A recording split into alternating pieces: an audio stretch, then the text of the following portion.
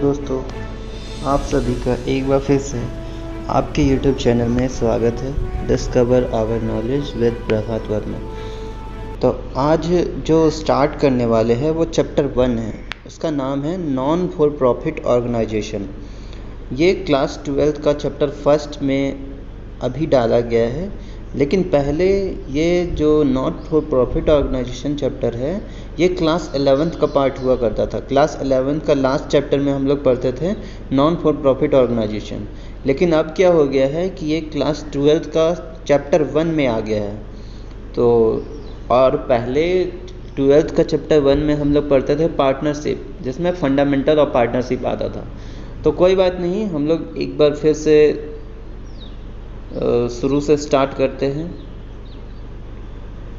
तो non for profit organisation होता क्या है। सबसे पहले हमको ये समझना है कि एनपीओ होता क्या है।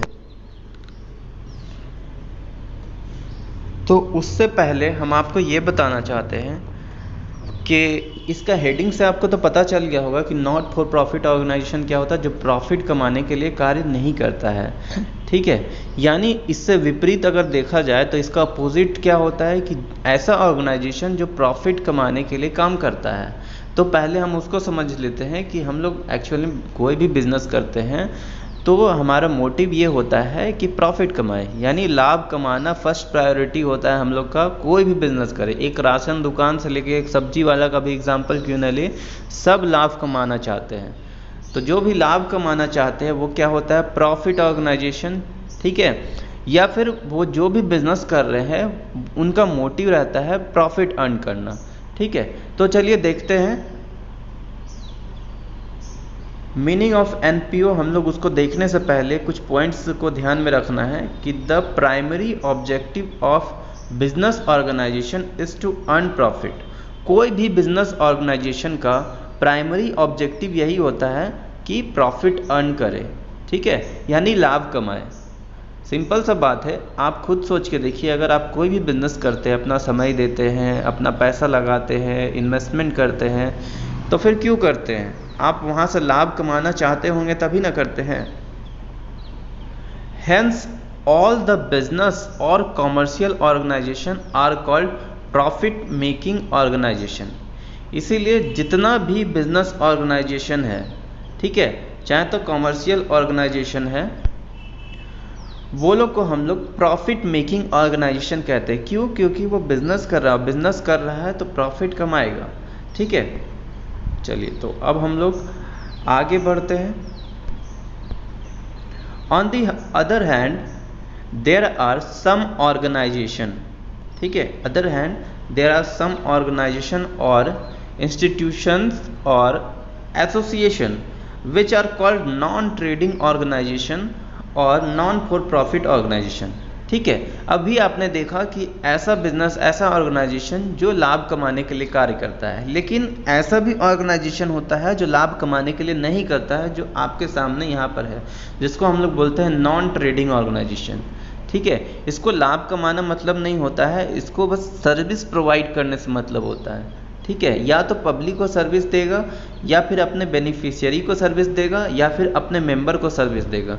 फॉर एग्जांपल, जैसे कि आप लोग देखते होंगे कि चैरिटी, ठीक है, चाहे कोई क्लब है, ठीक है, कोई भी क्लब होता है तो वो क्या करता है, अपने मेंबर्स को सर्विस प्रोवाइड करता है। और कोई चैरिटी ऑर्गेनाइजेशन होता है, ठीक है, तो ये सब क्या करता है, पब्लिक को सर्विस देता है। ठीक है, एनजीओ पब्लिक को सर्विस दे रहा है, तो इसका मोटिव होता है क्या कि लाभ कमाना, आपसे लाभ कमाता है। अभी ही आप लोगों ने देखा होगा कि बहुत सारा एनजीओ अभी उभर के आ रहा है ये पैंडेमिक सिचुएशन में। ठीक है, देख रहे होंगे कि सूखा चावल, दाल, सूखा राशन ये सब बांटा जा रहा है गरीबों में, चाहे लोगों में, और फ्री ऑफ कॉस्ट, उससे पैसा नहीं लिया जा रहा है। तो ऐसे एनजीओ काम कर रहे हैं, ये क्या प्रॉफिट कमाने के लिए कर रहे हैं? नहीं। ठीक है, तो ऐसे ऑर्गेनाइजेशन को हम लोग एनपीओ कहेंगे। ठीक है, जो सर्विस प्रोवाइड करते हैं लेकिन लाभ नहीं कमाते हैं। खैर, अब हम लोग आगे देखते हैं। The main objective of these organisation, मतलब एनपीओ का बात हो रहा है, कि इसका मेन ऑब्जेक्टिव क्या होता है, सर्विस प्रोवाइड करना, या तो अपने मेंबर को या फिर बेनिफिशियरी को या फिर पूरे सोसाइटी को या फिर पब्लिक को, ठीक है। और इसका इंटेंशन ये नहीं होता है कि प्रॉफिट कमाए, ठीक है।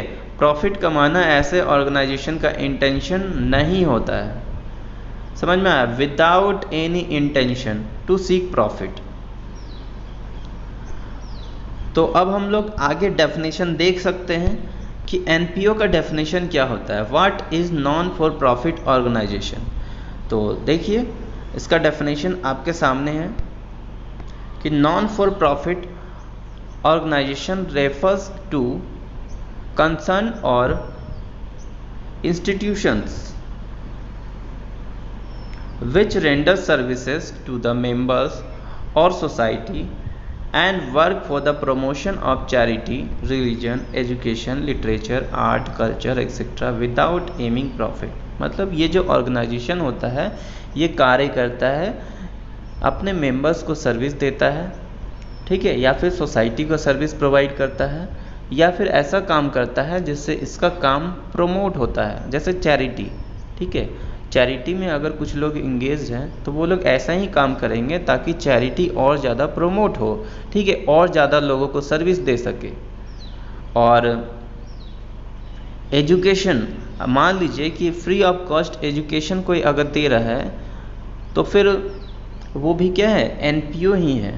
लिटरेचर, तो ये सब में क्या होता है ना कि प्रमोशन दिया जाता है, एजुकेशन को प्रमोट किया जा रहा है, लिटरेचर को प्रमोट किया जा रहा है, आर्ट को प्रमोट किया जा रहा है, कल्चर को प्रमोट किया जा रहा है, अब विदाउट एमिंग एनी प्रॉफिट। मतलब ये लोग को प्रॉफिट कमाने का एम नहीं होता है, ये लोग बस ये चाहते हैं कि ये सारा चीज़ों को प्रमोट किया जाए, ठीक है। अभी एनजीओ ही मतलब ह्यूमैनिटी को प्रमोट किया जा रहा है, ठीक है। अभी ऐसा पेंडेमिक सिचुएशन है जिसमें कोई आगे नहीं बढ़ रहा है, ठीक है, लेकिन जो लोग आगे बढ़ रहे हैं तो वो लोग दिखा रहे हैं कि आज भी मानवता जिंदा है, ठीक है। तो ये क्या है, एनपीओ है, ये बस किसी एक खास चीज़ को प्रमोट करना चाहते हैं, चैरिटी कर रहा है, रिलीजन से अगर रिलेटेड है, ठीक है, लिटरेचर, आर्ट, कल्चर, स्पोर्ट्स से रिलेटेड है, स्पोर्ट्स को आप प्रमोट करना चाहते हैं, ठीक है, तो स्पोर्ट्स क्लब बना देंगे, ये सब एनपीओ होता है। अब बात करेंगे कि सर ये सब चलता कैसे है, हम एनपीओ बना देंगे, मान लीजिए हम स्पोर्ट्स क्लब अपना खोल दिए, तो फिर पैसा मेरे पास नहीं रहेगा तो स्पोर्ट्स क्लब चलाएंगे कैसे, उसका बैट, बॉल, विकेट और भी बहुत सारा उसमें आइटम्स होता है, वो कैसे खरीदेंगे।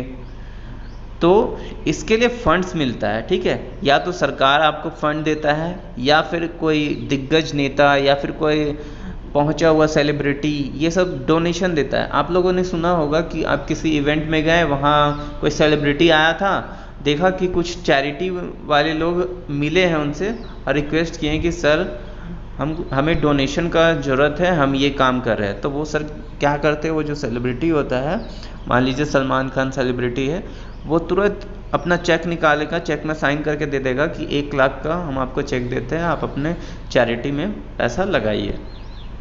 तो वो जो डोनेशन होता है ना, उस डोनेशन से ये लोग अपना जो एक्टिविटी है उसको प्रमोट करते हैं, ठीक है, मतलब चैरिटी को और ज़्यादा प्रमोट किया जाता है। फिर ऐसा नहीं है कि जो पैसा मिलता है ना वो मेंबर्स में बांट लिया जाता है, ऐसा नहीं होता है, ठीक है, उसको वही पैसा को ऐसे जगह में इन्वेस्ट किया जाएगा ताकि ये एक्टिविटी और ज़्यादा प्रमोट हो।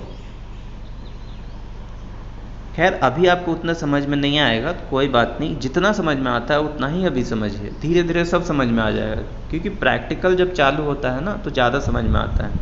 आगे देखिए कि the surplus of the organisation is not distributed among their member, rather it is used for the promotion of activities of the goods of the organisation. अब मान लीजिए कि हम एक वृद्धाश्रम खोले हैं, ठीक है, जहाँ पर बूढ़े बुजुर्ग लोग रहते हैं और वो लोग को फ्री ऑफ कॉस्ट हम सर्विस दे रहे हैं, क्योंकि वो लोग को घर से निकाल दिया गया है, चाहे किसी के कोई देखभाल करने वाला नहीं है, तो हम अपने वृद्धाश्रम में वो लोग को ला करके रखे हैं, ठीक है। तो अब वो लोग को मन लगाने के लिए हम कुछ काम दे दिए कि चलिए आप मास्क बनाइए, अभी मास्क का बहुत ज़रूरत है, बैठे बैठे काम करना है तो मास्क बनाइए। तो इन लोग मान लीजिए कि 100 मास्क बनाया मिल करके, तो 100 मास्क को बेचा जाएगा, तो मान लीजिए कि 1000 रुपीज़ कमाया। तो ये वृद्धाश्रम जो 1000 रुपीज़ कमाया है ना, ये फिर इसके मेंबर्स में, चाहे ये इसका जो मालिक है कोई भी बांट नहीं लेगा, वो 1000 को सरप्लस माना जाएगा। ठीक है, ये जो 1000 है वो क्या है, सरप्लस है, और वृद्धाश्रम है उसी में लगाया जाएगा और इसको और ज़्यादा प्रमोट किया जाएगा। यानी मान लीजिए कोई सर्विस का ज़रूरत है, यहाँ पर आरओ नहीं है लगा हुआ है, चाहे तो कुछ और यहाँ पर हमको ज़रूरत है सामान लाने का, चाहे ये लोगों को कुछ और हमको सर्विस एक्स्ट्रा और प्रोवाइड करना है। ठीक है, तो जो भी ज़रूरत का सामान होगा वही इससे लाया जाएगा। ये जो 1000 रुपया है ना, वो बांटा नहीं जाएगा, इसको यूज़ में लाया जाएगा। ठीक है, और ये वृद्धाश्रम को प्रमोट करने के लिए, मतलब इसको आगे लगातार कार्य करने के लिए ये वाला 1000 को उपयोग में लाया जाएगा। इसी तरह और भी बहुत जगह से पैसा आ सकता है, तो वो सारा पैसा जो सरप्लस होगा ना, क्योंकि यहाँ तो हम लोग बिज़नेस नहीं कर रहे हैं, बिज़नेस नहीं कर रहे तो प्रॉफिट भी नहीं होगा, यहाँ पर सरप्लस होगा या फिर डेफिसिट होगा। अब आपको हम बताते हैं कि सरप्लस डेफिसिट के बारे में और आगे हम लोग समझते हैं क्या होता है। चलिए, उससे पहले एनपीओ का आप यहाँ पर एग्जाम्पल देख लीजिए कि स्कूल जो फ्री ऑफ कॉस्ट स्कूल चल रहा है, आंगनबाड़ी, ये सब आपको पता होगा, कॉलेज, यूनिवर्सिटी, ठीक है, स्पोर्ट्स क्लब, मंदिर, हॉस्पिटल, मस्जिद, ये सब क्या है, प्रॉफिट कमाने के लिए ये लोग काम नहीं करता। आप मंदिर मस्जिद का ही बात करेंगे तो वो लोग का लाभ कमाना इंटेंशन नहीं होता है, वो बस पब्लिक को सर्विस देना चाहता है। ठीक है, अब हम लोग मंदिर जाते हैं ये सोच के थोड़ी जाते हैं कि हाँ मंदिर वाला हमसे पैसा लेगा, ऐसा कुछ नहीं है। अब देखिए कि डिफरेंस क्या होता है एनपीओ में और प्रॉफिट अर्निंग ऑर्गेनाइजेशन में। आप लोग को अभी तक ये पता चला होगा कि दो तरह का ऑर्गेनाइजेशन होता है। एक ऑर्गेनाइजेशन होता है प्रॉफिट अर्निंग ऑर्गेनाइजेशन और एक होता है नॉन फॉर प्रॉफिट ऑर्गेनाइजेशन। मतलब एक काम करता है बस प्रॉफिट कमाने के लिए और एक काम करता है सर्विस देने के लिए, मतलब प्रॉफिट कमाना उसका मेन एम नहीं होता है। तो चलिए अब देखते हैं कि प्राइमरी मोटिव क्या होता है प्रॉफिट अर्निंग ऑर्गेनाइजेशन का। The primary motive of such organisation is to earn profit. ये तो आपको इसका हेडिंग से ही पता चल गया होगा कि इसका प्राइमरी ऑब्जेक्टिव क्या होगा, प्रॉफिट अर्न करना। और इसका जो प्राइमरी ऑब्जेक्टिव क्या है, सर्व पीपल, मतलब जो पब्लिक है उसको सर्विस देना। ठीक है, प्रॉफिट कमाना इसका प्राइमरी ऑब्जेक्टिव नहीं है। अब बात करते हैं फंड का। तो it is presented by owner's capital accumulated reserve and surplus. Here the fund is known as owner's fund. तो यहाँ पर जो फंड है ना उसको ओनर्स फंड कहेंगे। मतलब जो भी प्रॉफिट होगा, चाहे जो फंड लगाता है, मान लीजिए हम बिजनेस कर रहे हैं तो बिजनेस शुरू करने से पहले हमको जो पैसा लगाना रहता है वो पैसा को हम लोग कैपिटल कहते हैं और उस कैपिटल को यहाँ पर हम लोग क्या कहेंगे, ओनर्स फंड।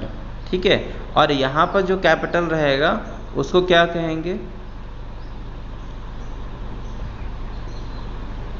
कैपिटल फंड और जनरल फंड। ठीक है, हम लोग बिजनेस जब करते हैं तो वहाँ सिर्फ कैपिटल बोलते हैं, लेकिन जब एनपीओ होगा ना तो एनपीओ में सिर्फ कैपिटल ना लिख करके हम लोग क्या लिखेंगे, कैपिटल फंड बोलेंगे। ठीक है, या फिर जनरल फंड भी कह सकते हैं। और जो भी सरप्लस चाहे डेफिसिट होगा, सरप्लस यानी प्रॉफिट और जो डेफिसिट है यानी लॉस।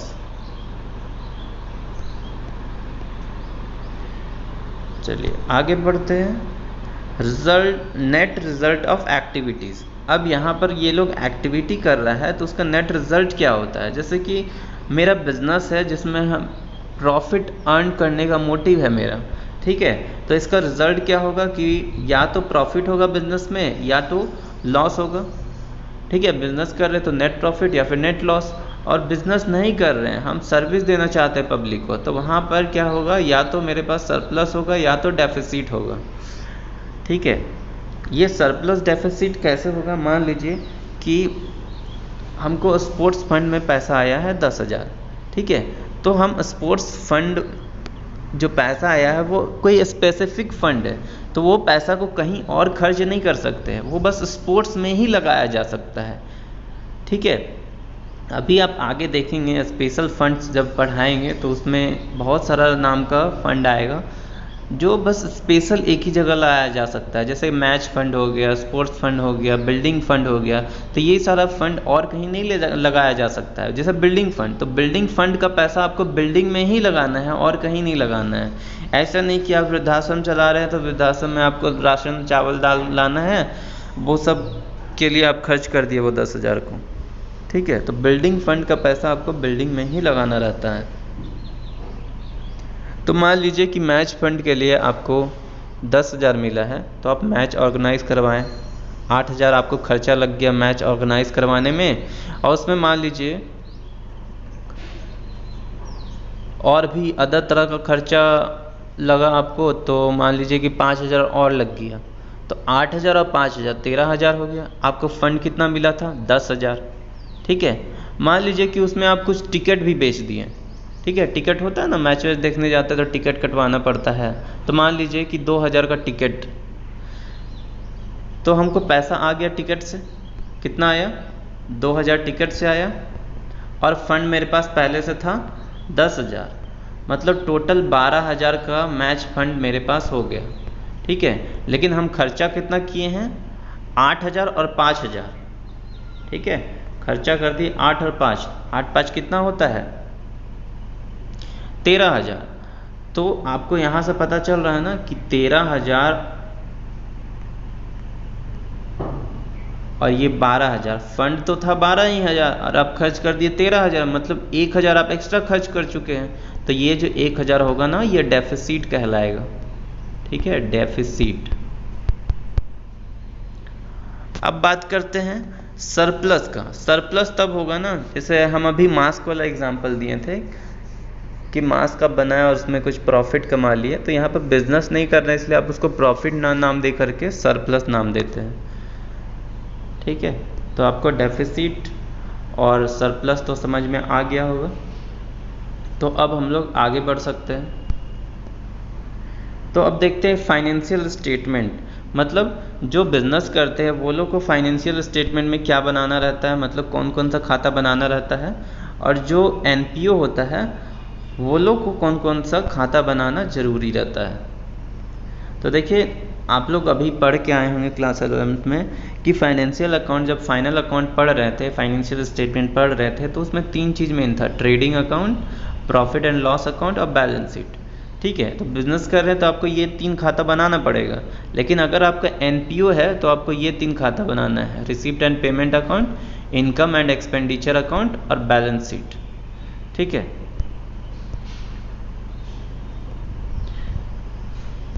ये बैलेंस शीट बनाना पड़ेगा, ठीक है। 3 खाता तीनों में। तो अब आपको बताते हैं, या फिर आप हमसे क्वेश्चन पूछेंगे कि सर ये रिसीप्ट एंड पेमेंट अकाउंट क्या होता है। तो receipt and payment account cash account आप समझ के चलिए कि कैश अकाउंट का लेजर आप बना रहे हैं, जितना कैश आया जितना कैश गया वो आपको यहाँ पर लिखना है, ठीक है। अब बात करते हैं कि इनकम एंड एक्सपेंडिचर अकाउंट क्या होता है। ये बस पीएल अकाउंट होता है, ठीक है। आप लोग 11th में पीएल अकाउंट पढ़े होंगे, तो उसी के जैसा सेम होता है इनकम एंड एक्सपेंडिचर अकाउंट। अब बात करते हैं बैलेंस शीट का। तो बैलेंस शीट में कोई अंतर नहीं है, जैसा आप लोग पहले से पढ़ते आए हैं वही चीज़ यहाँ पर भी पढ़ना है। तो अब हम लोग आगे बढ़ते हैं, यहाँ तक आपको क्लियर हो गया होगा।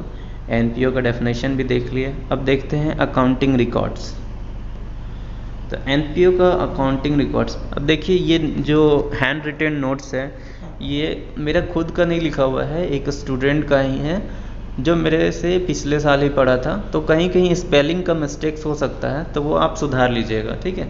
जैसे देखिए यहाँ एनपीओ की जगह एनओपी लिखा है, खैर वो चीज़ आप सुधार लीजिएगा। NPO are required to keep process accounting records and keep control over utilisation of their fund.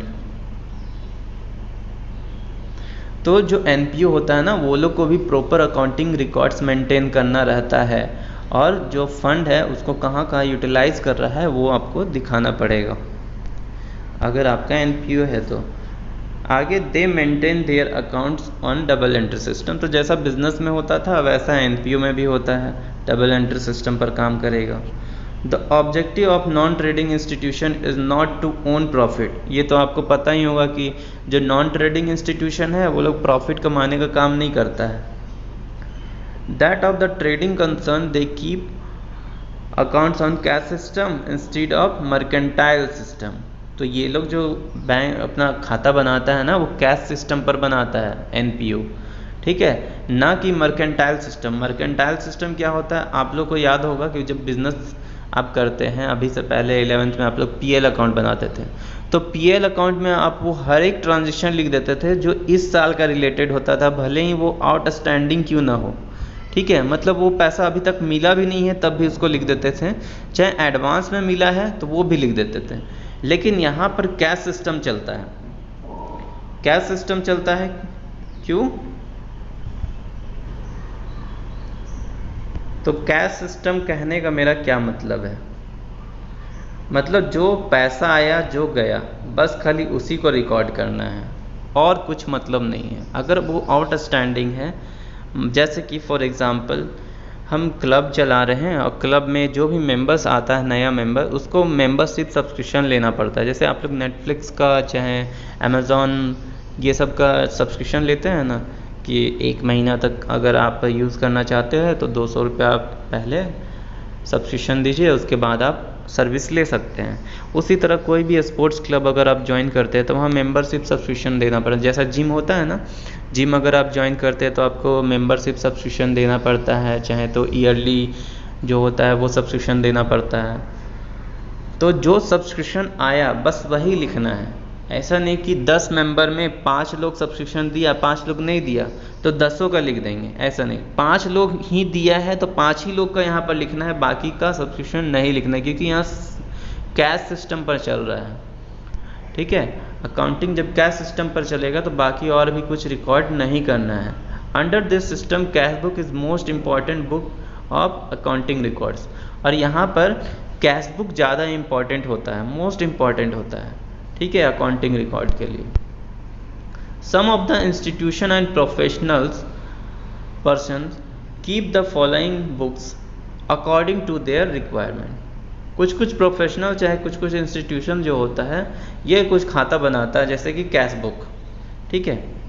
Cash book में in this book all cash receipt and payment are duly recorded. क्यों, क्योंकि वो बस कैश सिस्टम से मतलब रखता है कि मेरे पास कैश कितना आया कैश कितना गया, बस उसी से मतलब है। कितना उधार रखे, कितना हमको पिछले साल का एडवांस मिला, कितना नहीं मिला, वो सब से हमको मतलब ही नहीं है। सीधा हमको जो कैश मिला, जो मेरे हाथ में कैश आया, खाली उसी को हम लिखना चाहते हैं, तो हम कैश बुक बना करके चलेंगे। सिंपल सा बात कि आप कोई झंझट नहीं रखना चाहते, बस आप ये सोचें कि मेरे पास जितना कैश है बस खाली हम उसी का रिकॉर्ड करेंगे और कुछ नहीं, ठीक है। तो ऐसा कुछ प्रोफेशनल होते हैं जो अपना बस कैश बुक मेंटेन करते हैं।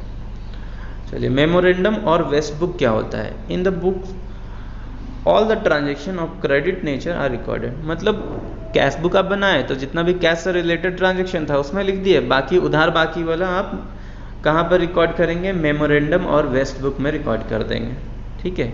अब बात करते हैं कि स्टॉक रजिस्टर क्या होता है।